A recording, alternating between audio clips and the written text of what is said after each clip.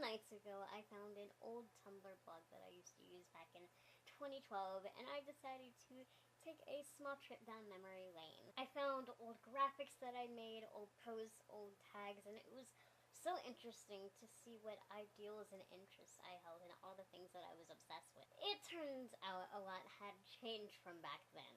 I was no longer that angsty 16-year-old girl who was too cool to hang out with anybody and was so desperate to fit in that I never really talked about the things that I actually loved, and instead was really pretentious about young adult novels. And it's not like I thought I was going to be the same as I was when I was 16. In fact, I'm kind of relieved. I was incredibly ignorant about a lot of things, and I tried way too hard to try and impress people that, frankly, I don't even remember their names or talk to anymore. And not only was I doing this online, I was also doing this at school. Before, being online had been a place where I could escape not being able to be myself, and instead I was doing the exact same things just so that I could get a few followers on a pretty crappy social media site.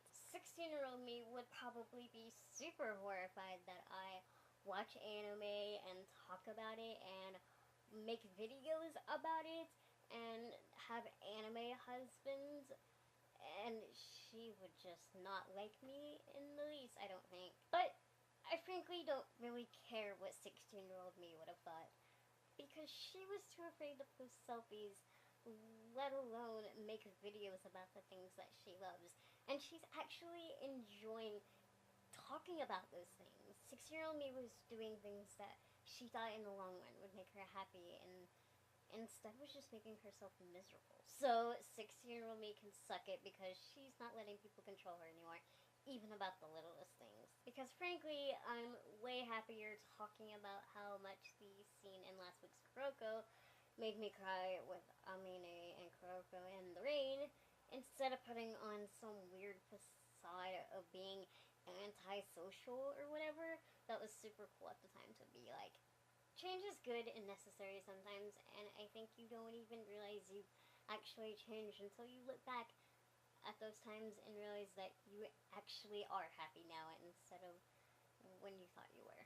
But seriously, I cried real tears during that episode, and I really just need somebody to save Hamine from all of that destruction.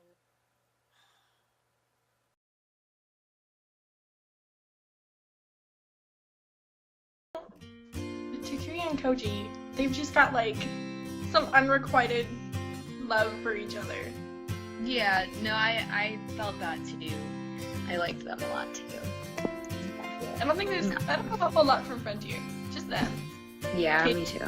What about Tamers? Ooh, this is a big question. It was Kazu and Kenta. I hope that's it.